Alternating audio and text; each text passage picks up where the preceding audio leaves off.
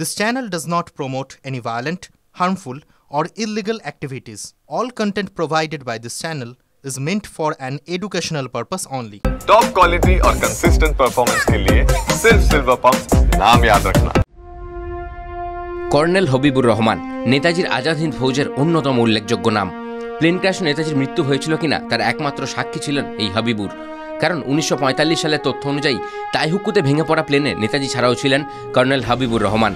জম্মু ও কাশ্মীরের পাঞ্জরিতে 1913 সালে জন্মগ্রহণ করেন হাবিবুর রহমান। এই পাঞ্জরি বর্তমানে পাকিস্তান অধিকৃত কাশ্মীরের মধ্যে পড়ে। লেখাপড়ার পর দেরাদুনের ইন্ডিয়ান মিলিটারি একাডেমিতে প্রশিক্ষণের পর ব্রিটিশ ইন্ডিয়ান আর্মিতে যোগদান করেন তিনি।